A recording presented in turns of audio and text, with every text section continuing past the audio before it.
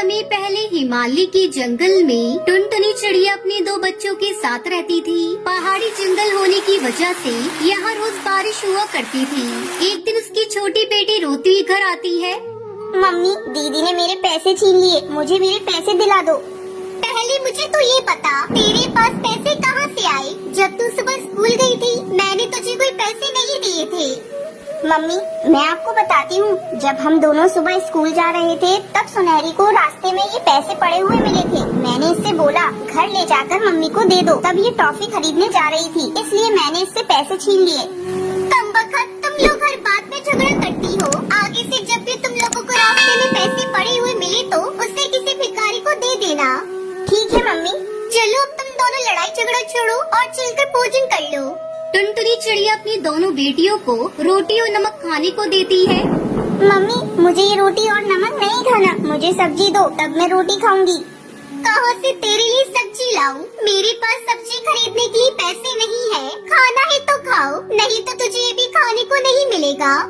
सुनहरी चिड़िया बिना भोजन किए ही वहाँ से चली जाती है। शाम को जब कालू कौवा घर आता है तो टुनटुनी उससे सुनहरी की शिकायत करती है। क्या हुआ जी, आज भी आपको कोई काम नहीं मिला? बच्चे कई दिनों से रोटी और नमक खाते खाते उब गए हैं। अब तो सुनहरी ने भी खाना खाना बंद कर दिया है। मैं अपने बच्चों को 2 वक्त का भरपेट भोजन भी नहीं करा सकता। मैंने कभी नहीं सोचा था कि मुझे ये दिन भी देखना पड़ेगा। तभी सुनहरी चिड़िया वहाँ आती है। सुनहरी बेटा, तुम्हारी माँ बता रही है आज तुमने भोजन नहीं किया। पापा, मुझसे रोटी और नमक नहीं खाया जाता। आप मेरे लिए जलेबी लेकर आना, फिर मैं रोटी खाऊंगी। ठीक है मेरी गुड़िया, मैं कल तेरे लिए जलेबी ला दूंगा। ऐसा कब तक चलेगा जी? बच्चों को कब तक तुम झूठा दिलासा देते रहोगे?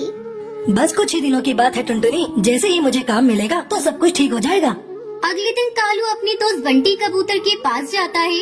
भाई बंटी, अगर तेरे पास मेरे लिए कोई काम हो तो बता, आजकल मैं बहुत मुसीबत में हूँ। अरे यार, तूने आने में देर कर दी। मैंने एक पक्षी को कल ही काम पर रख लिया है। अगर कोई काम होगा तो मैं तुझे बताऊंगा। तब तक ये कुछ पैसे रख ले और घर जा, बच्चों को अच्छा सा भरपेट भोजन करा। बंटी अपने दोस्त कालू को कुछ पैसे देकर उससे अपना पीछे छुड़ा लेता है। इस तरह कई दिन गुजर जाते हैं। एक दिन टुनटुनी की सहेली लूसी कबूतरी उसके घर आती है। आजकल तूने मुझसे मिलना जुलना छोड़ दिया है। अरे लूसी, क्या बताऊं, मैं बहुत परेशान हूँ। कालू जी को कहीं भी काम नहीं मिल रहा है। घर पर हमें नमक रोटी खानी पड़ रही है। बच्चे भी अब उसे खा खा कर उब गए हैं। बहन, तू इतना परेशान है, तू मेरे पास आकर मुझे बताती तो सही। तू मुझे बिल्कुल अपना नहीं समझती।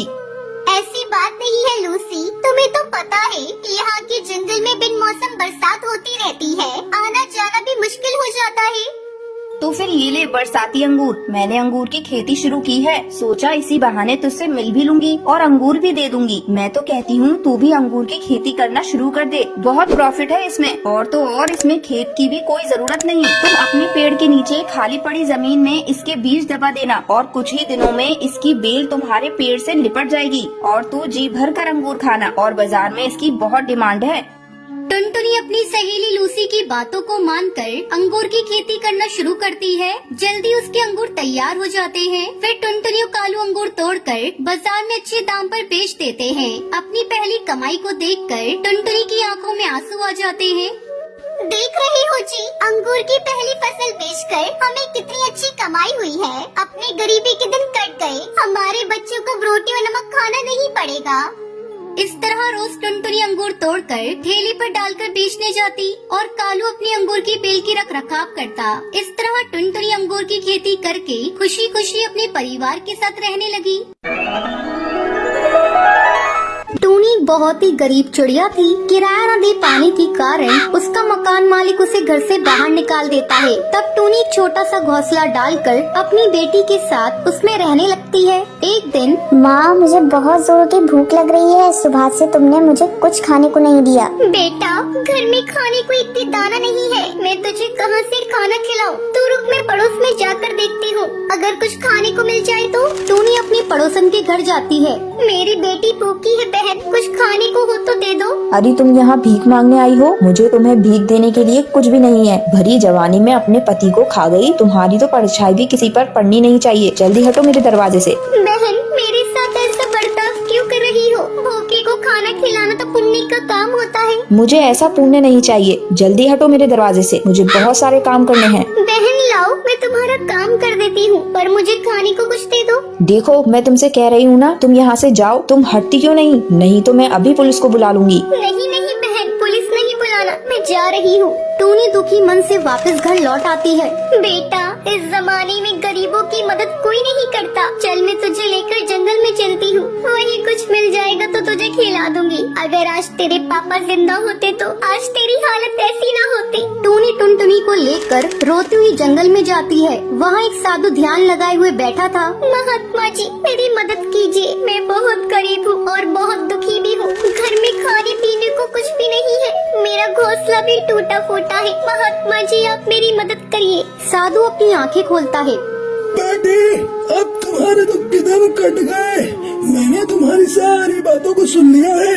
ये लो जादुई मिट्टी, इससे जाकर एक मिट्टी का घर बनाओ। घर बनते ही तेरे सारे दुख दूर हो जाएंगे। और ये लो फल, इसे तुम और तुम्हारी बेटी खा लो। इसे खाकर इसका बीज अपने आंगन में लगा देना। ये जादुई फल है, ये सालों साल तुम्हारे पेड़ पर लगे रहेंगे। फिर उसे बेचकर तुम खुशी खुशी अपना गुजारा कर सकती हो। टूनी फल और मिट्टी लेकर अपनी बेटी के साथ अपने टूटे फूटे घोंसले के पास आती है और वहीं साधु की दी हुई मिट्टी से घर बनाती है। मम्मी ये घर कितना सुंदर है। हाँ बेटा, अब हम लोग इसी घर में रहेंगे। फिर दोनों फल खाती हैं और उसका बीज नीचे आंगन में लगा देती है। अगले दिन जब टूनी सोकर उठती है तो वो देखती है, अरे मैंने जो कल बीज लगाया था उससे विशाल पेड़ उग गया है और इस पर बहुत सारे फल भी लग चुके हैं। मैं अभी इन फलों को तोड़कर जंगल जाकर बेचूंगी। टूनी फलों को तोड़कर जंगल में बेचने लगती है।